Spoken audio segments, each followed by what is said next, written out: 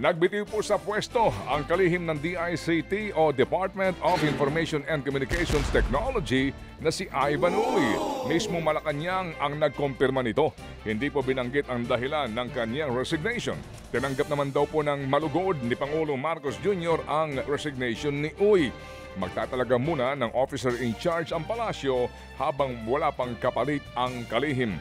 Matagal na po umuugo mga kapatid ang balitang ito na meron pong mga resignation na magaganap sa gabinete bagamat 2 po lamang muna. Ang napabalita nga po't kumpirmadong nagbitiw si Jaime Bautista ng DOTR at maging si... Kasama na din si dating PCO Secretary Cesar Chavez. Opo. So pangatlo na ito. Pangatlo, mga Oo, kapatid. nasa March pa lang tayo. So sinasabi may susunod pa? Ikaw ang may sabi niya. Oh my gosh, dapat abangan. Pero ito mga kapatid, na-recover naman na po ng Philippine Air Force ang flight data recorder ng bumagsak na FA-50 fighter jet sa barangay Mirayon, Talakag, Bukidnon. Ayon po sa Air Force, laman ng data recorder mga datos na makatutulong para malaman ang nangyari. Tiniyak nitong magiging patas at mabusisi ang investigasyon. Bukod sa data recorder, pupuntahan din ng mga investigador ang mismong crash site. Tutulong din ang manufacturer ng Korea Aerospace Industry sa nasabing investigasyon. Kabilang po sa mga anggulong titignan ng mechanical at human failure. Ayon naman sa palasyo, pinamamadali na rin ng Pangulong Bongbong Marcos Jr. ang investigasyon sa insidente. Samantala po naman sa ilang pangbalita, sinisisiho ni Pangulong Marcos Jr. sa maling disenyo ang pagguho ng bahagi po ng isang tulay sa Isabela. Kahapon po ay pinuntahan mismo ng Pangulong Marcos Jr. ang bahagi ng Cabagan-Santa Maria Bridge sa Isabela na bumagsak kamakailan lamang. Nakasabit pa ang truck na sinasabing sanhi ng pagguho. Ayon po kay Marcos Jr., palpak daw ang disenyo ng tulay at ngayon lamang daw siya nakakita ng suspension bridge na hindi kable ang ginamit.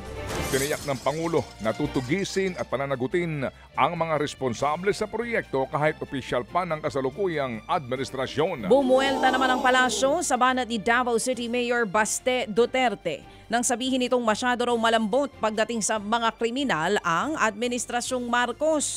Ayon kay Palace Press Officer Undersecretary Attorney Claire Castro, hindi niya alam kung saan nanggaling ang sinasabi ng mayor. Wala rin siyang binigay na numero pero iginiit nitong mas marami ang mga kaso ng krimen noong panahon ng dating Pangulong Duterte. Ang banat pa ni Castro kay Mayor Baste, huwag basta-basta magbato ng paratang at mag-aral muna ng maigi. Samantala pa rin, napatawag po naman ng briefing ang House Committee on Basic Education sa usapin ng umano'y ghost beneficiaries sa Senior High School Voucher Program ng DepEd. Sa hearing po kahapon, sinabi ng DepEd na 55 paaralan ang inalis na sa naturang programa.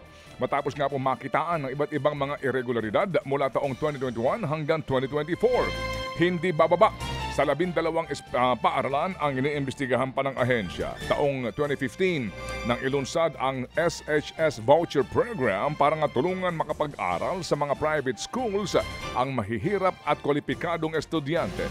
Sa ilalim po ng programang ito, nagsusumite ng listahan ng mga benepisyaryo ang kada eskwelahan para mabayaran sila ng DepEd. Pero nakitaan ng irregularidad ang ibang mga paaralan gaya po ng mga questionabling benepisyaryo na hindi naman pumapasok sa ibang campus na ka-enroll o kaya ang ilang ho naman ay lumabas na sa mga ibang listahan. Babala po ng DepEd, posibleng maharap sa kasong kriminal ang mga eskwelahan na mapapatunayan pong sinamantala ang naturang magandang programa. Heads will roll. Yan nga pong babala ni Bureau of Immigration Commissioner Joel Viado matapos makatakas ang isang high-profile na South Korean national na isa palang pugante. Kahapon nga po pinatawan ni Viado ng preventive suspension ng mga tauhan ng BI na sangkot sa nangyaring pagtakas. Galing lang kasing hearing ang suspect na si Naikyon dahil nga sa kasong estafa pero bigla nga pong naglaho nung Martes. Ang sinasabi sa mga balita, ito daw po'y tumakas doon sa CR nitong Prosecution Office. Nagkasana po ng manhunt operation ng BI para nga tugisin ang suspect.